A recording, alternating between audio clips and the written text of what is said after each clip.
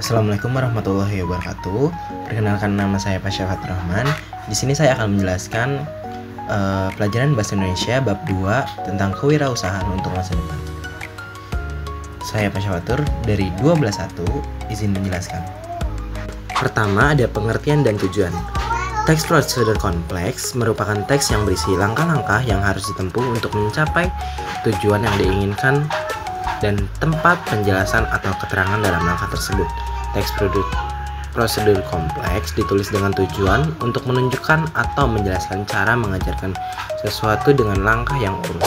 Ciri teks prosedur kompleks berisi 5 ciri. Yang pertama, berisi langkah-langkah atau tahapan. Yang kedua, menggunakan syarat atau pilihan. Yang ketiga, disusun secara informatif. Yang keempat, bersifat objektif, logis, aktual, akurat, dan universal.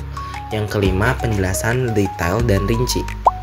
Prosedur kompleks memiliki struktur teks. Yang pertama, bagian tujuan, berisi tujuan, pembuatan teks atau hasil akhir yang akan dicapai. Yang kedua, bagian material, berisi informasi tentang alat dan bahan yang akan digunakan. Bagian teks ini bersifat opsional. Yang ketiga, bagian langkah pengerjaan, berisi cara-cara yang ditempuh untuk mencapai tujuan.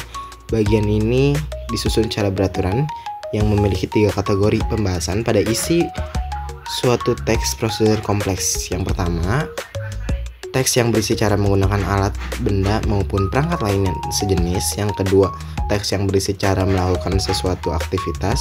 Yang ketiga, teks yang berisi kebiasaan atau sifat tertentu.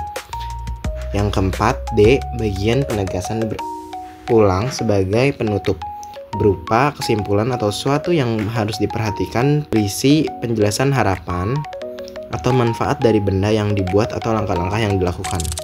Teks prosedur kompleks memiliki kaidah kebahasaan. Yang pertama, kata kerja imperatif, yaitu kata yang merupakan perintah, keharusan, atau larangan. Contoh, ambil nomor antrian di loket. Kalimat tersebut memuat perintah untuk mengambil nomor antrian di loket. Yang kedua, menggunakan kata teknis, yaitu menunjukkan kekhasan topik teks prosedur kompleks. Contohnya, EKTP, surat pengantar RT RW. Dan yang ketiga, menggunakan bilangan urutan atau angka yang menunjukkan urutan. Contoh, 1, 2, dan 3. Selanjutnya yang keempat, partisipan manusia secara umum. Manusia sebagai pihak yang berperan dalam teks. Contoh, mengambil antrian di loket, tunggu sampai mendapat panggilan dari petugas. Yang kelima, menggunakan verba material, yaitu kata kerja yang menunjukkan aktivitas fisik yang dapat dilihat secara nyata. Contohnya membaca, menulis ialah struktur kalimat verba material, subjek dalam tanda kurung aktor, tutup kurung, plus verba material plus objek. Yang keenam, menggunakan verba tingkah laku, merupakan kata kerja yang mengacu pada sifat yang dinyatakan dengan ungkapan verbal. Contohnya, Kina memahami sosialisasi kewirausahaan. Selanjutnya, menggunakan konjungsi temporal atau kata lain, kata penghubung yang menyatakan urutan waktu, dan konjungsi syarat, yaitu kata-kata hubung yang digunakan untuk menghubungkan unsur bahasa yang memiliki makna persyaratan. Contoh konjungsi temporal ialah ada kata lalu atau selanjutnya. Contoh konjungsi syarat ialah apabila atau asalkan. Teks prosedur kompleks juga menggunakan kalimat deklaratif atau pernyataan dan integratif pertanyaan. Beberapa teks juga menggunakan pernyataan persuasif, deskripsi alat, dan kata-kata penunjuk waktu. Selanjutnya, menulis teks prosedur kompleks, di mana menyajikan data di dalam teks. Teks prosedur kompleks akan lebih akurat dan lebih terpercaya apabila dilengkapi data. Data bermanfaat, memperjelas informasi, dan mendukung ide pokok teks. Data dapat disajikan dalam berbagai bentuk, misalkan bentuk grafik, plot, diagram, dan teks. Tahapan menyusun teks prosedur kompleks. Yang A, menentukan topik yang dikuasai dan bermanfaat untuk pembaca, misalnya cara belajar efektif.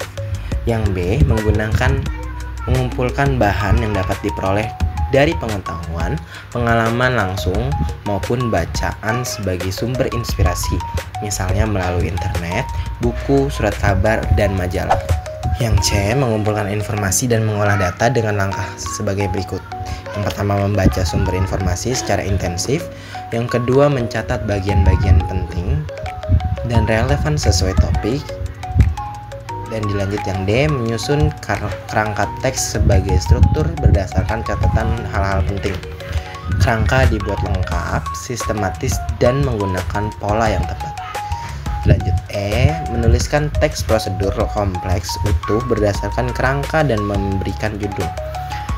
Penulisan teks dengan memperhatikan ejaan dan kalimat efektif. Yang F, membaca teks dan menyunting hingga mudah dipahami pembaca. Sekian hal yang bisa saya presentasikan dari PPT tersebut.